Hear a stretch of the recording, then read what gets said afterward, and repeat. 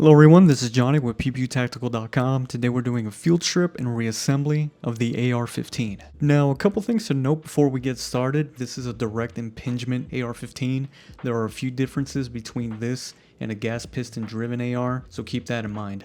Secondly, this one looks like it came straight out of Call of Duty or something like that. Don't worry about all the extras on here. It's going to field strip exactly the same as any AR-15. And one last thing to keep in mind is the fact that your AR-15 might be a little different than this one. Yours may have ambi controls, this one does not, etc, etc. If you have any questions, feel free to ask us in the comments. So first things first, let's make sure this gun is safe for disassembly, ensure that there are no rounds in the magazine, and verify that your chamber is clear. To do so, pull back on the charging handle. If yours is not ambi, try the left latch first, pull back, hold it in place, and inspect your chamber. Now that we know this gun is safe, let's get down to the fun part. There are two pins in the lower receiver. We'll begin with the rear takedown pin. Now it's usually pretty easy to press down with your thumb or fingertip, but you might need a punch or a similar tool to punch it out. Once you get it out just enough, go ahead and grab the other side and pull it straight out. Don't worry, it'll stay in place. This will cause the receivers to split and pivot on the front pivot pin. So in order to detach both receivers, flip the gun to the other side and simply repeat the same process. Now, my camera placement is making things a little tougher than they should be, so just leave your AR-15 on the table and it'll make things that much easier. Once your pivot pin is disengaged, go ahead and detach the upper from your lower. Here is the upper receiver. And between you and I, yes, I do love this thing. Anyway. Next thing we're going to do is remove the bolt carrier group, also known as the BCG.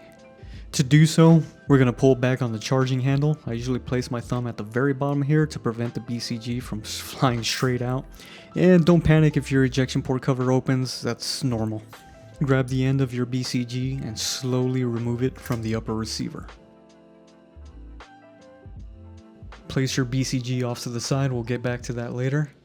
We're going to continue with the charging handle. Now the charging handle runs through the upper receiver, but if you pull the charging handle all the way to the rear, you'll notice that it does not come out. Do not panic, you're doing everything just fine.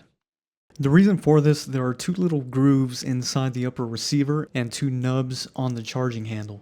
You'll need to align these two things together in order to release the charging handle from the upper receiver. And just like that, you've done a basic field strip of your upper receiver. Now let's get down to the bolt carrier group. Now keep in mind this is going to be a bare minimum breakdown of the bolt carrier group. On the left side of your BCG, there's a cotter pin, also known as the firing pin retaining pin. Yeah, I know, that's quite a bit. Now some folks can pull this off with their bare fingernails and that's fine, but if you're struggling, then use an Allen key or the tip of a knife, really anything similar will do. Place that off to the side. Now your firing pin should slide right out, but if it's a little gunky like this one, then you might have to put a little extra elbow grease behind it. Next in line is going to be your bolt. Now you'll notice that the bolt moves to the rear and forward. In order to remove the bolt, you'll have to move it to the rearward position. Now this little block here is the cam pin. You'll have to rotate that 90 degrees, which will give the cam pin enough clearance to pull straight out.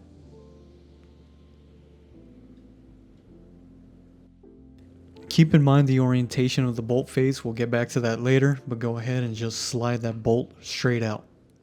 You can go the extra step and remove the ejector if you choose to do so, but as this is just a basic field strip and we don't want to have to use any extra tools, we're going to go ahead and skip this step until we do a more thorough cleaning.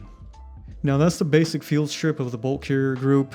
Your upper receiver is pretty much prepped for cleaning at this point. Some people like to also strip down their lower receiver and clean both at the same time. I personally prefer to just strip my upper receiver and then work my way down to the lower, but it's completely up to you. Besides this video, we do have an AR-15 cleaning and maintenance guide over at the Peep Tactical website. It features a ton of our recommended cleaning kits and other items to make your cleaning that much easier. Check out the link below. Alright, it's time to put our bolt carrier group back together in one piece. So we're just going to repeat the process but in reverse order. Go ahead and grab that bolt, and if you recall me mentioning to keep in mind the orientation of the bolt face, that ejector should be at about the 10 or 11 o'clock position. Slide that bolt into the bolt carrier, then we'll fine tune it to make sure that it's installed properly. From the top view you can see where everything aligns for your cam pin. Grab that cam pin, and just make sure that the rectangular end is horizontal and not vertical. Otherwise, you won't be able to insert the cam pin. From here, just rotate the cam pin 90 degrees. And just check for function. Make sure everything's gliding as smooth as possible. Everything is looking great so far. Just make sure that bolt is in the forward position. That small detail is very important, so we'll get back to that later. Next up is your firing pin. Now this is fairly simple. Go ahead and grab that bolt carrier and drop it down the center hole here. It should slide right in, but make sure everything's flush. Next, grab that firing pin, retaining pin, aka cotter pin, and all you gotta do is insert. Doesn't really matter which way, and make sure that it's flush. Alright guys, that is literally it for the bolt carrier group. Go ahead and put that off to the side. Next thing we're going to do is reinsert our charging handle. So I'm sure you recall these two little grooves within the upper receiver and these two little nubs on the side of the charging handle. Go ahead and realign those and simply drop in. And here's the second angle for you just to check out. That's it. Now this next part here can be a little tricky, but it's pretty easy once you understand what's going on.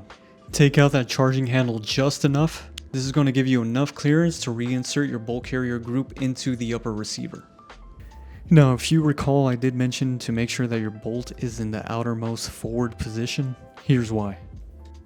If your bolt is retracted within the bolt carrier, then you will not be able to place your BCG back inside the upper receiver. Now the culprit here is the cam pin that we installed not too long ago. Just make sure that your bolt is in the forward position. It rotates the cam pin so that it sits underneath the gas key of the BCG, as such here. Align the gas key with the channel of the charging handle. Once you have everything lined up and in place, just push that BCG forward. That's it. That's pretty much the bare bones breakdown of our upper receiver. And yeah, not that big a deal, pretty easy. And as I mentioned, I like to do both receivers in halves, so let's move on to our lower. Now as far as a basic bare bones field strip goes, you don't really need to do much to your lower. You can bring your hammer up slowly just like so if you want to go ahead and dig into the little crevices of your lower receiver if you choose to do so. If you're feeling some resistance in your trigger group or selector, then that might warrant a full breakdown, but if you're out in the field, then you might not have to do this. But take the time to inspect your trigger group, make sure there are no hairline cracks or anything like that. The only two things that we will remove are the buffer and the buffer spring. Now there's a buffer retainer pin that you need to push downward in order to release the buffer. Now if you're a little strange like me, you can use your thumb or your finger, but a flathead usually works wonders here. Just be careful, that buffer has a tendency to just shoot out. I'll usually just put my hammer in the downward position so that it kind of helps stop it, if that makes sense. And from there, just try to give it a little wiggle until it comes out. Trust me, you'll get it. Just pull that spring out. The buffer retainer pin might cause it to snag, but just pull it out. Don't worry, you're not going to hurt your spring. And that's pretty much all there is to it. Your lower receiver is pretty much field stripped down to the basics. To reassemble, you just do the same steps but in reverse. Go ahead and stuff that spring in. It might be a little tough because of that retainer pin, but at this point I usually put the buffer back into the spring and then just give it a good little push and it'll slide right in. Make sure the face of the buffer is behind the retainer pin, and I usually like to rotate it so that the most outer round part is right by the retainer pin, if that makes sense. Don't use these flat sides. And that was a basic field strip of the lower receiver. Now let's reunite the two so they can once again become one.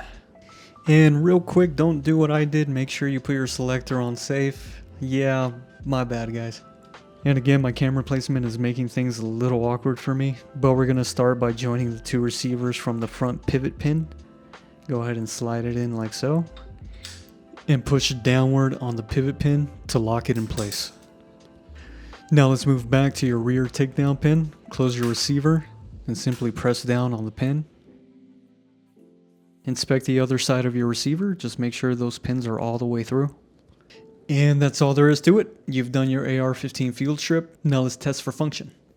The trigger is going to be the first thing we're going to check. And again, in the name of safety, just make sure there's no live ammo anywhere as you're doing this. Cycle the gun manually. Place your finger on the trigger and slowly press it back. Go ahead and cycle once again. Check for reset. And we're all good here. Now our last test for function, take your empty magazine, reinsert it into the AR-15, and pull your charging handle all the way back. If you get locked back, that's exactly what we want. Don't worry about your charging handle, it's installed correctly, just push it forward. And your bolt release is going to be on the left side of your receiver. It looks like a little paddle, it might look a little different on yours. Just go ahead and push that down to release the bolt forward. And there you go, we field stripped the AR-15, it passed all the functions test, it's good to go. You might have some oil all over your receiver, just go ahead and give it a quick wipe down and it'll look good as new.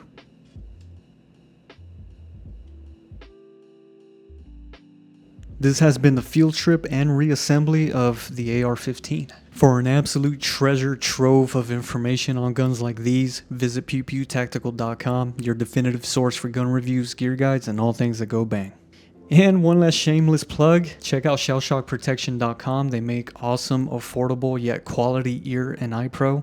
They're packed with features like this power indicator LED, super handy to have. They look pretty damn cool if you ask me, and they come with gel pads for those longer days at the range. I'm always down for that extra comfort.